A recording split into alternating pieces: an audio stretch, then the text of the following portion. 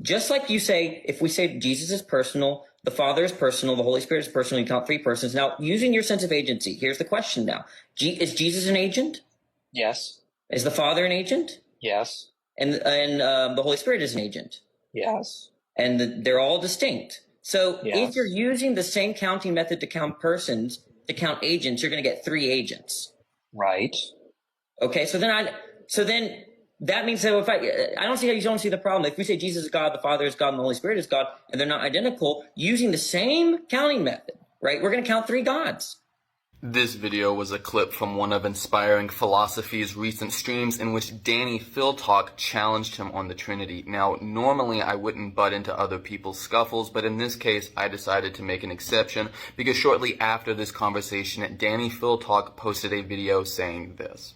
How did the discussion go? It went really poorly for Inspiring Philosophy. He's deeply embarrassed right now, and he's on copium, addicted to copium right now. So in this video, I want to talk about two things: why Danny's argument is bad and how his conduct is unbecoming. So let's start with the first issue, which is why this is a bad argument. Danny's argument is that if you say Jesus is a person, the Father is a person, and the Spirit is a person, and you affirm that these persons are not identical, that entails there are three persons. This is fine and good, but Danny argues that if this is the case, we should be able to argue in the same way with regard to the word God. So for instance, if we say Jesus is God, the Father is God, and the Spirit is God, and they are all not identical, we should also say that there are three gods. Danny is accusing IP of being inconsistent in his counting. However, the real issue here is Danny having a sloppy and ambiguous argument that fails to understand what it means to predicate divinity to a person. When we say the Father, Son, and Holy Spirit are persons, and they are not identical, that phrase, they are not identical, means that the Father as a person is not identical to the Son as a person. But when you turn around and you say that the Father is God, the Son is God, and the Spirit is God, and these three are not identical, that statement, they are not identical, is likely still being understood as referring to the persons. We are denying that the persons are identical to each other. So there is this weird sleight of hand where you are setting up what appears to be a parallel statement with different predicates, but one of the statements in your sentence is still retaining the same meaning across the two claims. So let's state these two statements without the ambiguity and see if Danny's argument holds up. So statement one, the Father is a person, the Son is a person, the Holy Spirit is a person. These are not identical persons. Therefore, there are three persons. Statement two, the Father is God, the Son is God, the Spirit is God. These are not identical persons. Therefore, there are three gods. Once stated this way, it should be clear that these are not comparable statements, and the conclusion in statement 2 does not follow. The fact that the Father, Son, and Holy Spirit are not identical persons in statement 1 requires us to say that there are multiple persons. However, saying that the Father, Son, and Spirit are not identical persons in statement 2 in no way compels us to say that therefore there are three gods, and this is because of what it means to predicate divinity to a person. For the purpose of this illustration, I'll use an example that I think is consistent with monarchical Trinitarianism, since that is what Inspiring Philosophy affirms. All we need are two axioms. First, let God be identical to the Father. Second, a person can have divinity rightly predicated to them if they share in the same essence or same substance as the Father.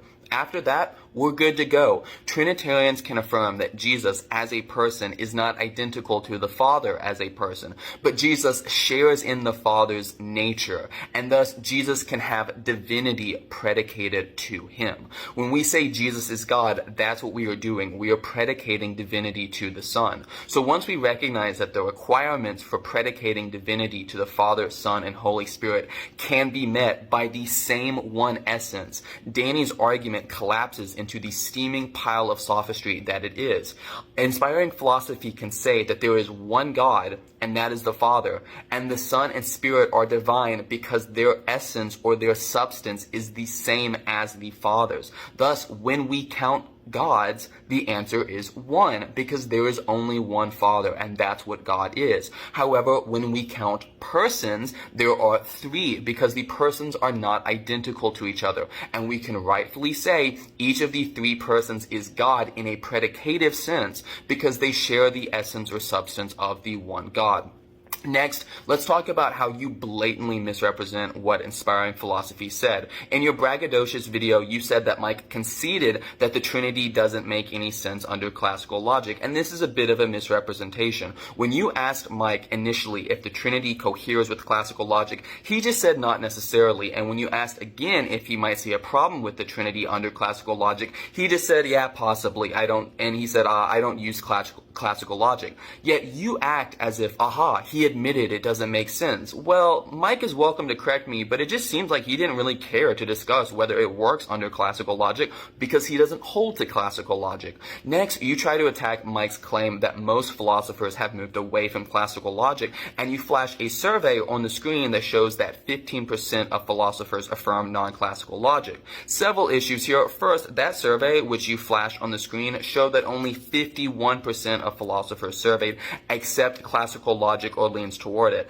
And so Mike's claim that a lot of philosophers have moved away from classical logic is supported by the data that you yourself just presented. Granted, he probably shouldn't have said almost nobody holds to classical logic anymore, but that seemed pretty hyperbolic, and his remarks after that were more conservative. Also, if your argument is that the Trinity doesn't work under a logical system that almost half of philosophers don't accept, seems like not the greatest argument. So again, that survey you flashed on the screen kind of hurt you more than it helped you. This brings me to my final remark, which is, Danny, your conduct after your interaction with Mike was embarrassing. Seriously, you are acting like a 14-year-old cringy internet atheist running around declaring victory and talking about how you humiliated somebody. Just in general, this type of conduct is embarrassing and shameful. Add on to it the fact that your argument sucked and you showed that you didn't even understand what Mike's concept of the Trinity was, makes it even more ridiculous that you were strutting around acting like you did something. Heck, you even admitted that you have never really even heard of non-classical logic before,